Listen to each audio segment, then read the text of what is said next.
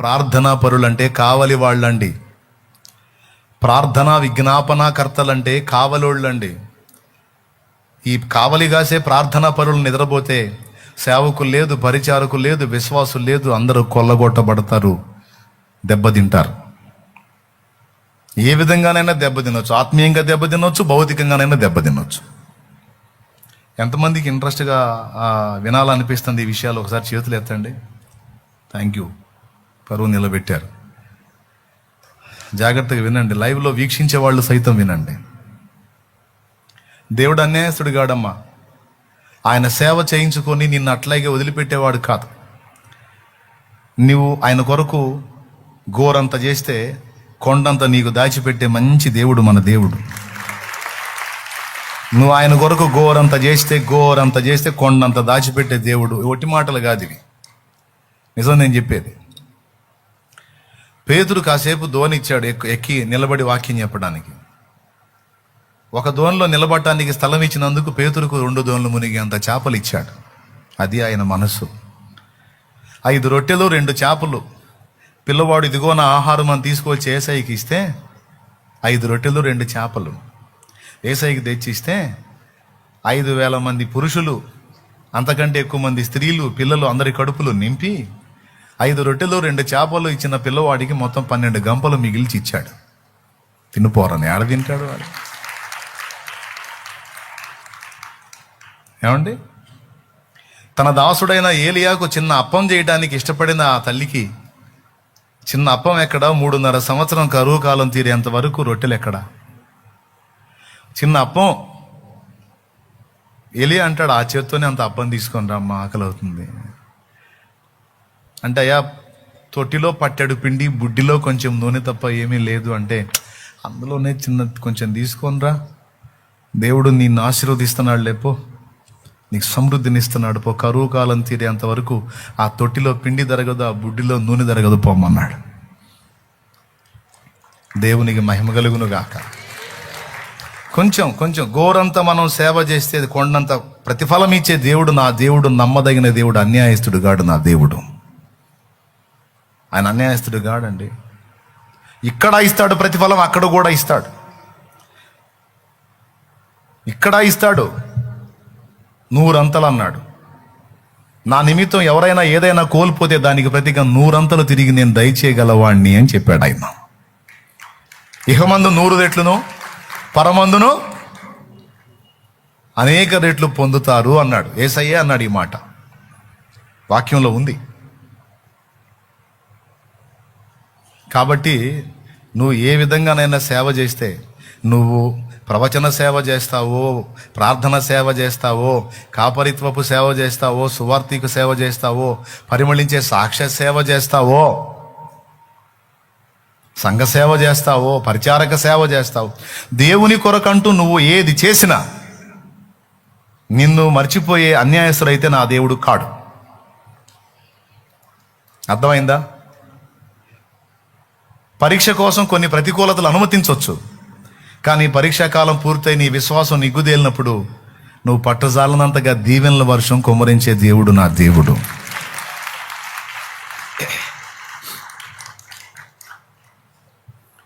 చివరి చరణంలో అంటాడు, దైవజనుడ మరువకోయి దైవ పిలుపునోయే, దైవ నీతి వదలకోయి దేవుడు దీవించునోయే, దేవుడు దీవించునోయే. మధుర మధుర మధుర సేవ యేసు ప్రభు సేవ, మధుర మధురం.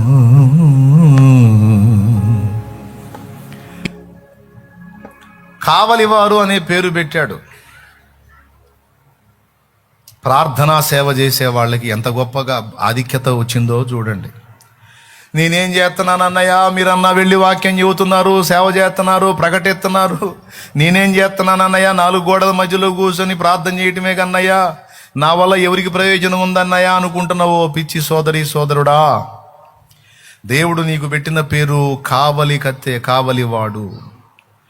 నీవు ఆ ప్రార్థనను శ్రద్ధ చేశావంటే చాలా నష్టాలు జరుగుతాయి. ఇదేం సేవలే అనుకుని నువ్వు ఆ ప్రార్థనను నిర్లక్ష్యం చేశావంటే చాలా ప్రాబ్లమ్స్ వస్తాయి. సేవకులు దెబ్బతినొచ్చు, సేవకురాళ్ళు దెబ్బతినొచ్చు, వాళ్ళ పిల్లలు దెబ్బతినొచ్చు, సంఘం దెబ్బతినొచ్చు, సువార్థికులు దెబ్బతినొచ్చు, కాపర్లు దెబ్బతినొచ్చు, విశ్వాసులు దెబ్బతినొచ్చు, పరిచారకులు దెబ్బతినొచ్చు. అందుకే ఎట్టి పరిస్థితుల్లో ఈ సేవని నువ్వు మానుకోవటానికి వీల్లేదు. నీకు బాగలేకపోతే బెడ్ మీద ఉంటే ఆ బెడ్ మీద ఉండైనా సరే నా ప్రభువా అని నీ లెక్క ప్రకారం నువ్వు విజ్ఞాపన చేయాల్సిందే. ఆ పడక మీద ఉండి మూలగాల్సిందే నీ ప్రార్థనలు. నీకు మనసు బాగున్నా బాగలేకపోయినా, కుటుంబంలో సాతాను గలిబిలిలు సృష్టించినా, మనశ్శాంతి కొరవడినా సరే, నువ్వు ఏడుపులోనే ఉన్నా సరే, కాసేపు ఆ ఏడుపును పక్కన పెట్టేసి ముందు దేవుని దగ్గరకు వచ్చి చెప్పాల్సిన విజ్ఞాపనలు చెప్పి ఆ తర్వాత మళ్ళీ పోయి ఏడుచుకో, ఇబ్బంది లేదు. దేవునికి స్తోత్రం.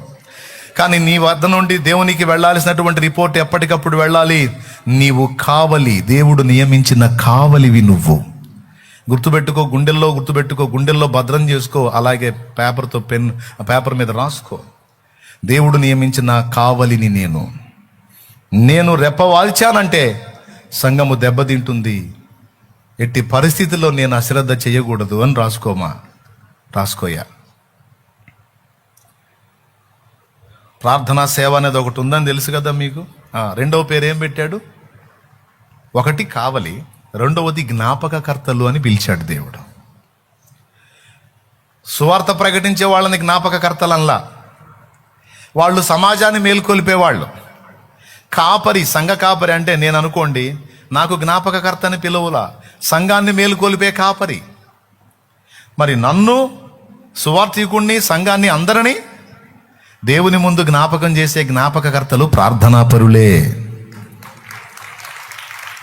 మళ్ళా వీళ్ళకి పబ్లిసిటీ లేదు, ప్రజల్లో గుర్తింపు లేదు, వీళ్ళకి ఎలాంటి మహిమ లేదు, ఎలాంటి కిరీటం లేదు ప్రజల్లో. ప్రార్థనాపరులను ఎవరు గుర్తిస్తారు? కానీ ఒక్కటి చెప్పనా, ప్రార్థనాపరులను గుర్తించాల్సిన వాడు గుర్తిస్తాడు.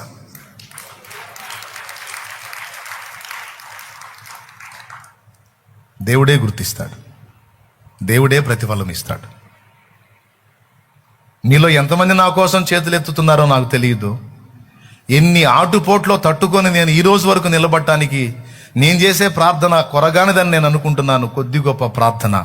కానీ నన్ను నిలుపుతుంది మాత్రం మీ ప్రార్థనే అని నేను నమ్ముతున్నాను, నేను ఒప్పుకుంటున్నాను. మీ ప్రార్థన, మీ విజ్ఞాపన నన్ను సేవ్ చేస్తా ఉంది. బిడ్డలారా, ఇది నిజం. రోజు ప్రయాణం చేస్తూనే ఉంటా, నేను ఎటో ఒకటు వెళ్తానే ఉంటా. రోడ్డు మీద బయలుదేరి వెళ్ళి రోజు ప్రయాణం చేసి మళ్ళా క్షేమంగా మళ్ళా మందిరంలోకి చేరుతున్నానంటే, ఇంటికి చేరుతున్నానంటే, ప్రతిరోజు నా కోసం చేతులెత్తి మొర్ర పెడుతున్న మీ ప్రార్థన, దేవుని కృప ఫస్ట్, మీ ప్రార్థన నెక్స్ట్. దేవునికి స్తోత్రం కలుగునుగాక. తెలుసా మీకు, రోజు ప్రయాణం ఉంటుంది నాకు. తిని ఇంటికాడ నిద్రపోయే సెక్షన్ అయితే ఉండదు. నాకు అస్సలు ఇష్టం ఉండదు. ఈరోజు ఖర్చు అయిపోయిందా ఒట్టిగా అంటే దిగులు, అయ్యో ఈరోజు ఏం చేయలేదు ఏందని ఎటోకట్టు పోతానే ఉంటుంది. అర్థమైందా? మరి నా కోసం ప్రార్థన చేయకపోతే మరి నేను ఎట్లా మళ్ళీ ఇల్లు చేరుతాను చెప్పండి? ఇల్లు చేరకపోతే మళ్ళీ మిమ్మల్ని ఎట్లా చేరుతాను నేను? పర్లేదా? నేను లేకపోయినా పర్లేదా? మరి మీరు ప్రార్థన చేసి నాకు సాయం చేయాలి, నన్ను ఆదుకోవాలి. ఓకేనా? రైట్. ప్రార్థన చేసేవాళ్ళు ఏం చేస్తున్నారు? కావలి వారై ఉన్నారు. రెండవది ఏమై ఉన్నారు? జ్ఞాపకకర్తలై ఉన్నారు. మూడవది ఏమై ఉన్నారు తెలుసా? జాగరూకులకు పరిశుద్ధులై ఉన్నారు. ప్రార్థనాపరులు జాగరూకులండి, మెళకువగలిగిన వారు. మోషే చేసిన సేవ అంతా కూడా ఇశ్రాయేలుకి విజ్ఞాపన సేవేనండి. చాలామందికి తెలియదు ఆ సంగతి, ఈరోజు తెలుసుకోండి. మోషే చేసిన సేవ అంతా కూడా, ఇశ్రాయేలు జనాంగానికి చేసిన సేవ అంతా కూడా విజ్ఞాపన సేవే పెక్కు భాగం. వాళ్ళకి ఆహారం కావాలంటే పోయి ప్రార్థన చేస్తాడు, వాళ్ళకి నీళ్లు కావాలంటే పోయి ప్రార్థన చేస్తాడు, వాళ్ళకి మాంసం కావాలంటే పోయి ప్రార్థన చేస్తాడు. శత్రువులు వాళ్ళ మీదకి వస్తే కొండ ఎక్కుతాడు దేవుని కర్ర చేత పట్టుకొని. చూడండి అన్ని చోట్ల ఏం చేశాడు. ఐగుప్తు నుంచి వాళ్ళని బయటికి తీసుకొని రావడానికి, ఐగుప్తుగా రాజైనటువంటి ఫరో గారిని ముప్పు తిప్పలు పెట్టడానికి ప్రతిసారి ప్రార్థన చేశాడు. ఇప్పుడు చెప్పండి, మోషే చేసింది ఏంది? ప్రతిసారి ప్రార్థన. సార్ అంటే నేను చెప్తున్నాను, విజ్ఞాపనకర్తలైన వాళ్ళకి మోషేకున్నంత ఆధిక్యత ఉంది. కొట్టు అప్పట్లు కొట్టు. ప్రార్థనాపరులైన వారికి మోషేకున్న స్థాయి ఉంది. యుద్ధరంగంలోకి వెళ్ళి కత్తి జుళిపించేటువంటి యెహోషువ ప్రజలందరి ముందు కనపడుతున్నాడు, కానీ పాపం కొండెక్కినోడు కనపడతాడా? కానీ కథ ఎవరి చేతిలో ఉంది? మోషే చేతులు పైకెత్తినప్పుడు ఇశ్రాయేలు గెలిచిరి, మోషే చేతులు బరువెక్కి కిందికి దించినప్పుడు ఇశ్రాయేలు ఓడిరి.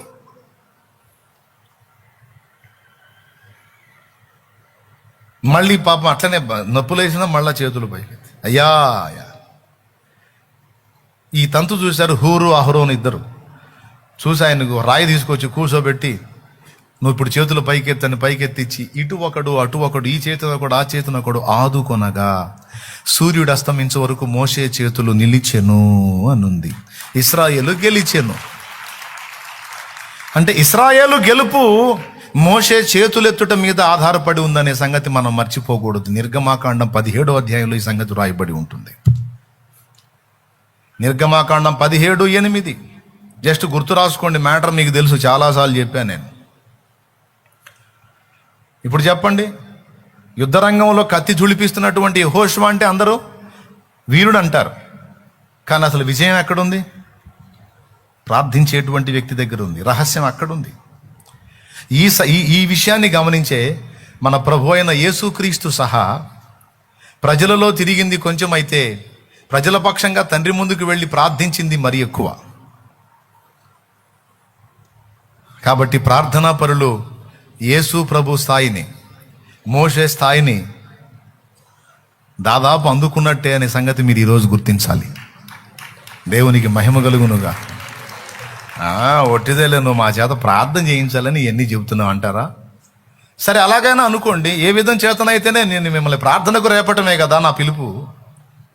అందుకోసమే కదా నన్ను దేవుడు నియమించింది. కానీ ఇది సేవ అని మాత్రం మీరు ఖచ్చితంగా గుర్తించాలి.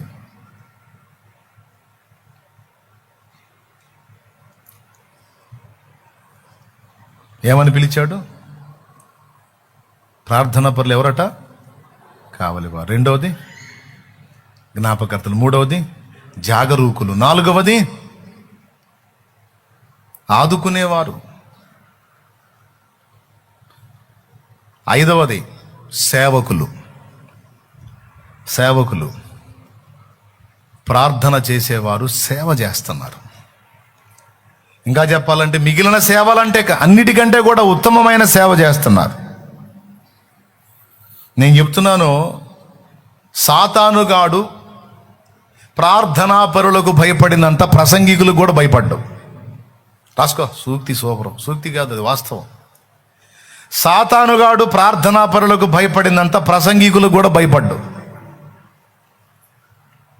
నిజంగా ప్రార్థనా పరులు అంటే గుండె దడవాడికి. ఎందుకంటే ప్రసంగికుడు ప్రసంగం చేస్తూ తను కదులుతాడు, కానీ ప్రార్థనా పరుడు మోకాళ్ళు వేసి ప్రభువుని కదిలిస్తాడు. ప్రసంగికుడు కదిలితే సాతానుకు కొంత నష్టం, అసలు ప్రభువే కదిలితే వాడికి చాలా నష్టం. అందుకే ప్రార్థనా పరులు సాతాను హిట్ లిస్ట్లో ఉంటారు.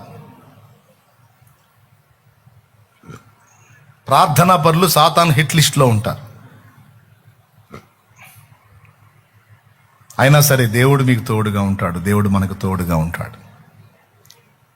ఒకటే మంకు పట్టు పట్టండి, ఒకటే మంకు పట్టు.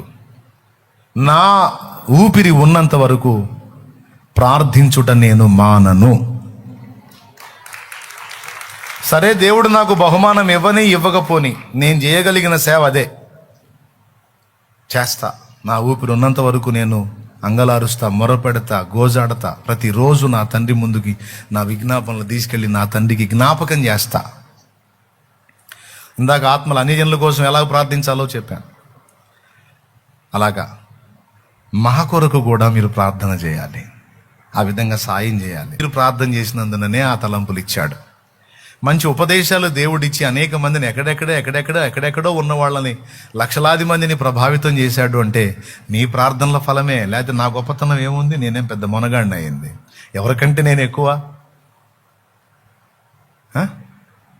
మా అన్నను వాడుకోయా, శాలేమన్నను వాడుకోయా, శాలేమన్న నోటికి తోడై ఉండయ్యా, ఆయన నుండి నువ్వు ప్రకటించే వాక్కుల్లో జీవాన్ని నింపయ్యా, అవి అనేకుల్ని తాకేటట్టు చేయయ్యా అని మానక ప్రతిదినం మీరు చేస్తున్న ప్రార్థన ఫలమే.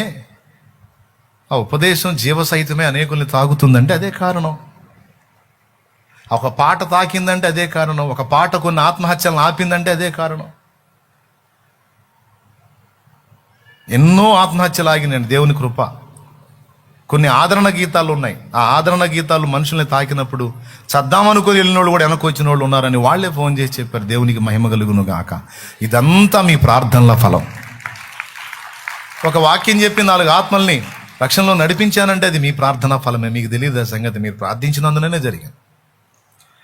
ప్రతి నెల అనేక మంది వచ్చి బాప్తీసం పొందారు. మొన్న ఎక్కడ ఆన్లైన్లో 4 మాటలు, కొద్ది మాటలు అందించి రండి అని పిలిస్తే ఎంతమంది వచ్చి నిలబడ్డారో మీరు చూశారు. ఇదంతా ఎవరు గొప్పతనం? నా గొప్పతనమా? నాకన్నా బాగా మాట్లాడగలిగే వాళ్ళు చాలా మంది ఉన్నారు. వారు మాట్లాడినప్పుడు జరగని పని నేను మాట్లాడితే ఎలా జరిగింది? మీ ప్రార్థన సహాయం. రా ఇప్పుడే ఇదే సమయం లేచి కదులు అంటే అలాగొచ్చి గుంపుగా నిలబడిపోయారు. ఆ వాక్కుకు దేవుడు శక్తి జోడిస్తే జరిగింది. ఆ శక్తి మీ ప్రార్థన వల్ల కలిగింది.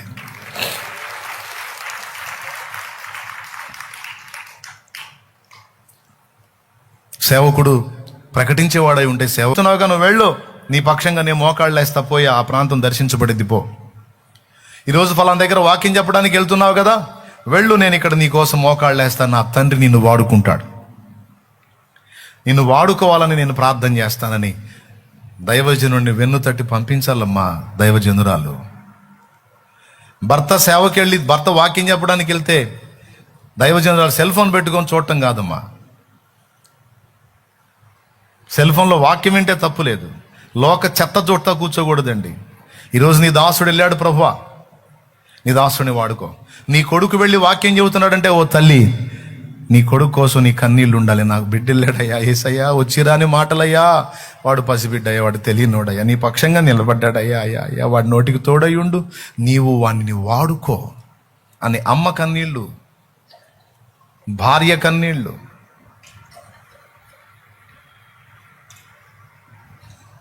దేవునికి స్తోత్రం, హల్లెలూయా. నా కోసం, నా ఇంటి వారితో పాటు నా ఆత్మీయ బిడ్డల ప్రార్థన, ఆదివారం రోజు కానీ స్పెషల్ ప్రేయర్స్ ఆల్ నైట్ కానీ అట్లా నేను దేవుని వాక్యాన్ని ప్రకటించడానికి నిలబడ్డప్పుడు కొంతమంది బిడ్డలు వెనక గదిలో మోకాళ్ళు వేసి ప్రార్థన చేస్తూ ఉంటారు. నీ దాసు నోటికి తోడై ఉండి వాడుకో ప్రభువా అని. ఆ ప్రార్థన ఫలం, ఇదంతా ప్రార్థనా ఫలమే తప్ప, దేవుడి కృప ప్రార్థనా ఫలం తప్ప నా గొప్పతనం వీసుమంత కూడా లేదు అనేది తిరుగులేని సత్యం. ఫస్ట్ నుంచి కూడా దేవుడు నాకు ఒక సైన్యాన్ని ఏర్పాటు చేశాడు, ప్రార్థించే సైన్యాన్ని. వచ్చిరాని ప్రార్థనే, వచ్చిరాని మాటలే. మళ్ళా మొరట వాళ్ళు ప్రార్థన చేయటం కూడా చేత కాదు వాళ్ళకి. ఒక వైనంగా ఓ చెల్లి ప్రార్థనలో కంచేసిద్ది, నాకు ముళ్ళ కంచేయి ప్రభు నీ దాసుని చుట్టని. నేను నవ్వుకుంటా, ముళ్ళ కంచే తెడుపోవాలి పిచ్చిదానా అని. అంటే నా సెక్యూరిటీ అన్నమాట. అగ్ని కంచె వెయ్యి అంటామో లేకపోతే ఇంకొకటి అంటాం, రాగా ప్రభా నీ దాసుని చుట్టూ ముళ్ళ కంచె ప్రభా, ఆ ముళ్ళ కంచె దాటి ఎవడు రాకూడదు అని. నీ దాసుని మీద ఎలాంటి దాడులు జరగకూడదు, ఎలాంటి అటాక్స్ జరగకూడదు అని ముళ్ళ కంచె వేస్తాను. ముళ్ళ కంచె నేను ఎటు పోవాలా? ఆయన దేవుడు ముళ్ళ కంచె వేసాడులే. దేవుడు ఏ కంచె వేయాలో ఆ కంచె వేసాడులే. ముళ్ళ కంచె వేసాడు, అగ్ని కంచె వేసాడు. ఆ వచ్చిరాని మాటల ప్రార్థన, ఆ చిన్న చిన్న పదాల ప్రార్థన నాకెంత బలాన్ని చేకూర్చింది అంటే, మీకు తెలుసా, ఈ పరిచర్య అంతటికి మూలం పునాదిలో జరిగిన ప్రార్థన విద్య లేని పామరుల ప్రార్థనని మీకు తెలుసా? రోజు వచ్చి వాళ్ళు చేసిన విజ్ఞాపన ఫలమే ఈ పరిచర్య రహస్యం. దేవుని కృప. నిజంగా ఒక గొప్ప సేవ చేయించాలని దేవుడు అనుకున్నప్పుడు ఒక గొప్ప ప్రార్థించే బృందాన్ని దేవుడు ఇస్తాడండి. ఇదే రహస్యం. సేవకులు మీరు ఎక్కడెక్కడైతే సేవ చేస్తున్నారో అక్కడ కొంతమందిని ప్రార్థనా యోధుల్ని సిద్ధపరచాలి, వాళ్ళకి ఈ విలువలు బోధించాలి. అలాంటి వ్యక్తులు లేచి కనీసం ప్రతి సంఘంలో కనీసం 2-3 ప్రార్థించే వాళ్ళు ఉన్నట్లయితే ఆ ఉజ్జీవం ఇక మరి వేరే విధంగా ఉంటుంది. మీరు చూడొచ్చు. ప్రార్థనా పనులను తయారు చేయాలి, ప్రార్థనా యోధులు లేవాలి. ఇప్పుడు ఎన్ని సంగతులు చెప్పాను? ప్రార్థనా పనులు ఏమై ఉన్నారు? 5వది సేవకులై ఉన్నారు. 5 సంగతులు చెప్పాను. ప్రార్థనా పనులు ఏమై ఉన్నారు? మొట్టమొదటిది కావలి వాళ్ళు నిద్రపోయారంటే మొత్తం అవుట్. కావలి వాళ్ళు నిద్రపోకూడదు. జ్ఞాపకకర్తలు. 3వది జాగరూకులు. ఓకే. 4వది ఆదుకొనువారు, సహాయము చేయువారు. మీరు కూడా మా పక్షమున ప్రార్థన చేయుచు మాకు సహాయము చేయుచుండగా ఇక ముందుకు నువ్వు తప్పింపబడుదుమని నిరీక్షణ ఉంచి ఉన్నాము అన్నాడు. అలాంటి మరణాలు, ఆపదలు ఎన్నొచ్చినా మీరు మా కోసం ప్రార్థన చేస్తూ మాకు హెల్ప్ చేస్తున్నారు కనుక ఇక ముందుకు కూడా మమ్మల్ని దేవుడు కాపాడతాడు. ఎందుకంటే మా పక్షమున మీరు మొర్ర పెడుతున్నారు. కొన్ని విషయాల కోసం ప్రార్థన చేయమని రిక్వెస్ట్ చేశాడు. నేను సువార్త ప్రకటించవలసిన విధంగానే ప్రకటించినట్లు ప్రార్థించమని కోరాడు. అలాగే ఫలానా చోట సువార్త ప్రకటించడానికి ఆశపడుతున్నాను, తగిన సమయం నాకు దొరకాలి, ద్వారాలు తెరవబడాలని ప్రార్థన చేయమని కోరాడు. పౌలు రిక్వెస్ట్లు ఇవి. హల్లెలూయా.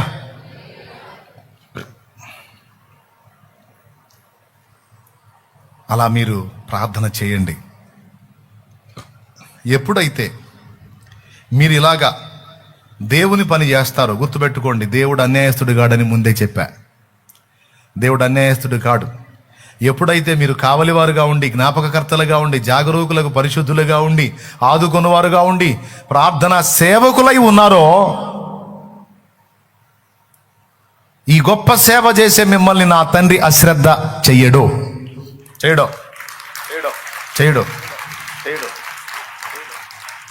ఆయన నీ ఇంటిని సమృద్ధితో నింపుతాడు. తన పిల్లల పక్షంగా నువ్వు గోజాడుతున్నావు గనుక నీ పిల్లల మీద ఆయన దృష్టి నిలుపుతాడు. ఇవాళ కాకపోతే రేపు, రేపు కాకపోతే 10 రోజులు, 10 రోజులు కాకపోతే 10 నెలలకైనా నీ పిల్లలను కొలిక్కి తెస్తాడు. నీ ఇంటి వారిని, నీ ఇంటి పరిస్థితులను కొలిక్కి తెస్తాడు. ఆయన ఖచ్చితంగా కార్యం చేస్తాడు. అసలు ఆ చింతే వద్దు నీకు. నా పరిస్థితులు ఏమవుతాయో, ఎలా అవుతాయో అనే చింతే వద్దు నీకు. నీ తారుమారులన్నీ ఆయనే క్రమపరుస్తాడు. ఎందుకంటే నువ్వు ఆయన దృష్టిలో సేవకురాలివి, సేవకుడివి. అది కూడా చిన్న చితక సేవకులు కాదు, నీవు గొప్ప సేవకురాలివి, గొప్ప సేవకుడివి అన్న లిస్టులో ఉంటావు ఆయన దగ్గర.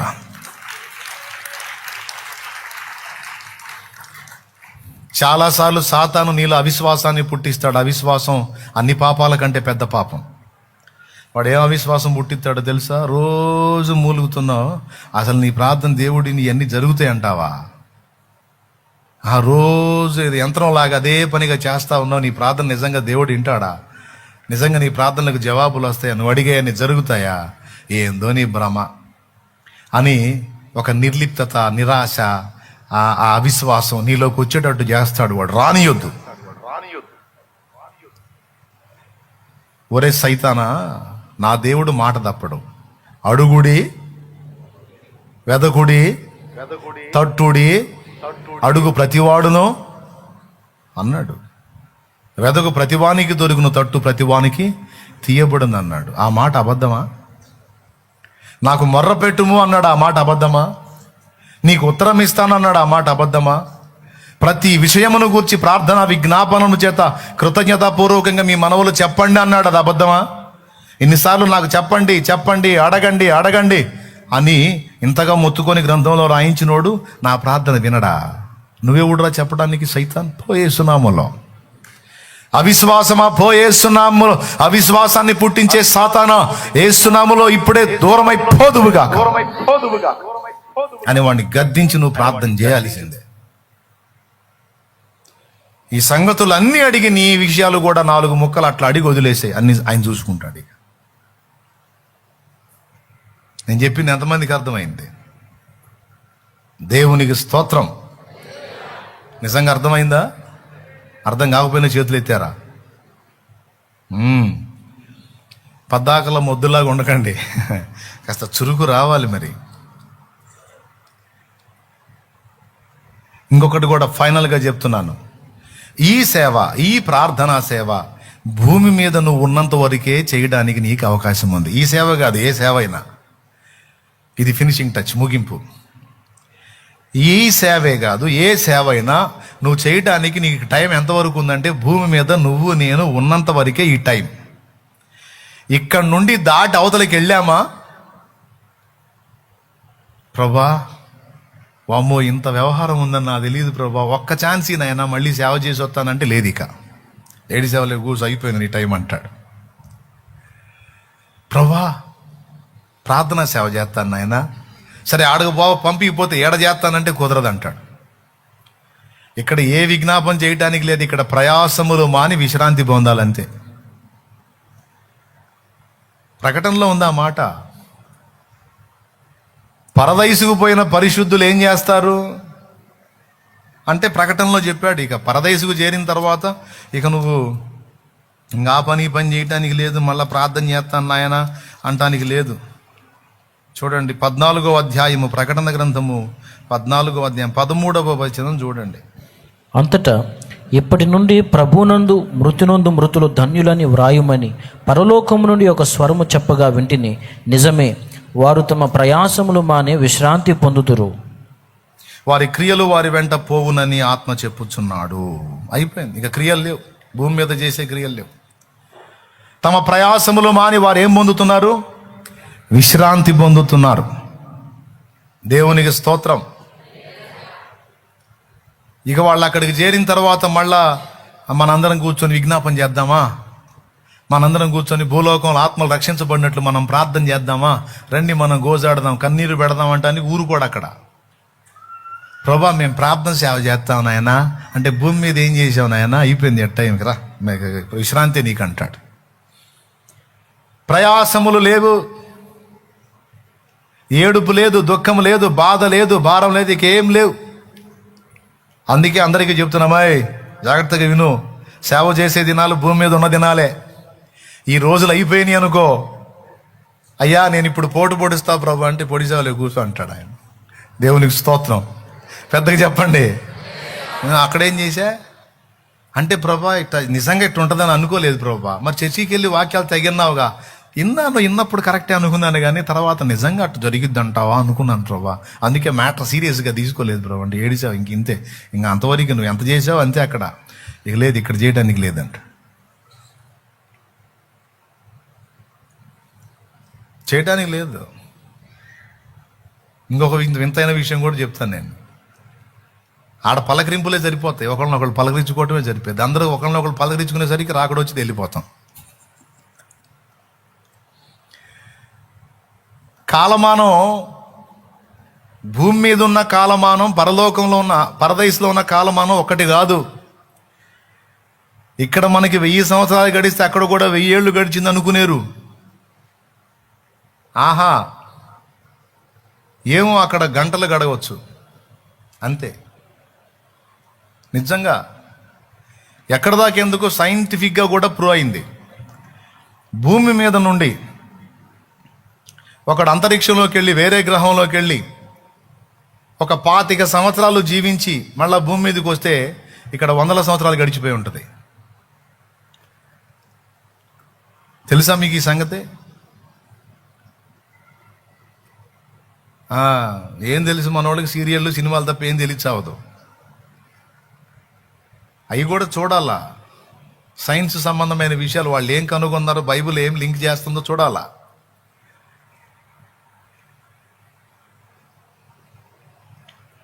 దేవుని వాక్యం నిరర్థకం కాదు. ప్రభు ఏమన్నాడు? ఆరోహణమై వెళ్తా, ఇదిగో త్వరగా వచ్చుచున్నాను, ఎవడును నీ కిరీటమును అపహరింపకుండానట్లు జాగ్రత్తగా చూసుకున్నాడా? ప్రతివానికి ఇచ్చుటకు జీతము నా యొద్ద ఉన్నదని చెప్పాడా? ఇదిగో త్వరగా వచ్చుచున్నానని చెప్పాడా? ఆ ముక్క చెప్పి 2000 సంవత్సరాలు అయింది యోహానికి. దేవునికి స్తోత్రం. ఏ మొక్క చెప్పి? ఇదిగో త్వరగా వచ్చుచున్నానని చెప్పి ఎన్ని సంవత్సరాలు అయింది? ఎన్ని సంవత్సరాలు అయింది? 2000 సంవత్సరాలు అనుకోండి, లేదా 1900 చిల్లర అనుకోండి. ఇదిగో త్వరగా వస్తున్నానంటే 1900 సంవత్సరాలా? 2000 సంవత్సరాలా? అంటే దానికి లేఖనం ఉంది, చూపిస్తా చూడు. పేతురు రాసిన పత్రిక 2 పేతురు పత్రిక 3వ అధ్యాయం 8వ వచనం. చదువుకోయా. ప్రియులారా, ఒక సంగతి మరచిపోకుడి, ఏమనగా ప్రభువు దృష్టికి ఒక దినము 1000 సంవత్సరము వలెను, 1000 సంవత్సరములు ఒక దినము వలెను ఉన్నవి. అదక్కడ ఎట్లున్నాయంట? ప్రభువు దృష్టికి ఒక దినము 1000 సంవత్సరముల వలెను, 1000 సంవత్సరములు ఒక దినము వలెను ఉన్నవట. ఇప్పుడు మనం ఏమని మొరపెడుతున్నాం? పోయి 2000 ఏళ్ళు అయింది, రాయ్యా ఇంకా రాయ్యా ఇంకా రాయ్యా అంటే ఆయన ఏమన్నాడు తెలుసా? అరే వచ్చి 2 రోజులే కదరా నేను.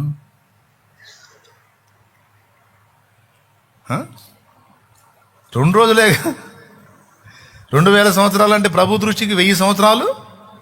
ఆ లెక్కన ఆయన ఇప్పుడు పోయి ఎన్ని రోజులు?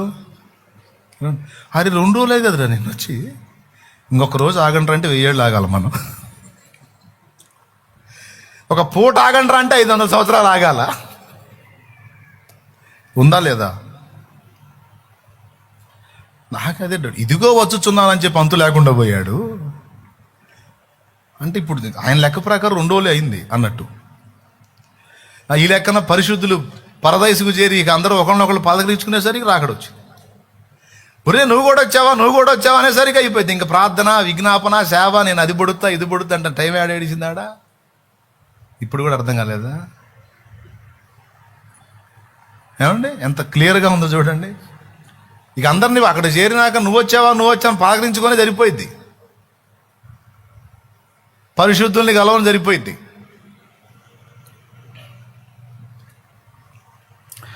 అదే ఆ పాటలో మెన్షన్ చేసింది. పరలోక దర్బారులో చేరగా పరిశుద్ధులందరినీ నే కలువగా, పరలోక దర్బారులో చేరగా పరిశుద్ధులందరినీ నే కలువగా, అందరము పులకించి స్తుతించగా, అందరము పులకించి స్తుతించగా, పరలోకమే పరవశించేనుగా. యేసయ్య నా దేవా నీవే లోకం కావా,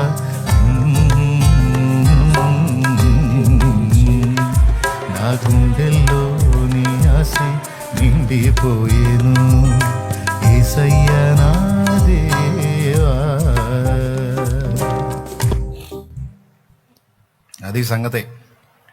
ఇప్పుడు చెప్పండి, ఎక్కడున్నప్పుడు జాగ్రత్త పడాలి. ఏది చేసినా, సువార్త చెప్పినా, ఆత్మల్ని రక్షించినా, మనం ఉన్నప్పుడు, మనోళ్ళు ఉన్నప్పుడే చెప్పాలా. మనోళ్ళు పోయారనుకో, అయ్యా నీకు చెబుదాం అనుకున్నాను అయ్యా, ఒకసారన్నా చెప్పలేకపోయాను అయ్యా, ఇట్ట అనుకోలేదు అయ్యా, ఎంత స్పీడ్గా పోతావు అని ఎంత ఏడిసినా వాడు రాడు. అందుకే ఆడు పోకముందే, నువ్వు పోకముందే, నేను పోకముందే ఒక్కసారైనా అందించాలి. మనం పోయినా చపాతి కాదు, ఆడిపోయినా అంత అల్పమైన బతుకులు మనకి. స్తోత్రం. ఇప్పుడు చెప్పండి, యేసయ్య ఎన్ని రోజులైంది? 2000 సంవత్సరాలు అంట. 2 రోజులు. ఇదిగో వచ్చుచున్నానంటే త్వరగా వచ్చినట్టు కాదు, మరి 3వ రోజు వచ్చాడంటే త్వరగా వచ్చినట్టుగా. ఈ సేవ ఇదే కాదు, ఏ సేవ అయినా, అది ప్రార్థనా సేవ అయినా, సువార్త సేవ అయినా, సాక్ష్యం ఇచ్చే సేవ అయినా, ప్రవచన సేవ అయినా, సంఘ సేవ అయినా, అందులో చెప్పబడిన మరి ఏ విధమైన వాక్య సేవ అయినా, ఇక్కడున్నప్పుడే నీకు ఛాన్స్, నాకు ఛాన్స్. అందుకే ఒక్కరోజు నేను పోగొట్టుకోదలుచుకోవాలా. ఏదో ప్రాంతం తిరుగుతానే ఉంటా, పరిశుద్ధుల్ని కలుసుకుంటానే ఉంటాను, ప్రజలకు దేవుని గురించి మాట్లాడుతూనే ఉంటాను, రేపుతానే ఉంటాను. నేను ఉండను ఊరక, మీరు కూడా ఊరకు ఉండొద్దు. నాలాగా తిరిగే స్వేచ్ఛ మీకు లేదు కాబట్టి కనీసం ఇళ్లలో ఉండి మీరు ప్రార్థనా సంచారం చేయండి. దేవునికి స్తోత్రం కలుగునుగాక. హల్లెలూయా. మీరు ప్రార్థన చేయుట వలన మాకు సహాయము కలుగుతుంది. రెండవది, కృపా వరములు కూడా కలుగుతాయని రాసుంది. పరిశుద్ధులు ప్రార్థన చేస్తే సేవకులకు కృపా వరములు అధికమవుతాయట. మా అన్నకు వాక్యం చెప్పే వరమే కాదు ప్రభువా, ఇంకొక వరం కూడా ఈ ప్రభువా, స్వస్థపరిచే వరం కూడా ఈ ప్రభువా, దయ్యాలను వెళ్ళగొట్టే వరం కూడా ఈ ప్రభువా.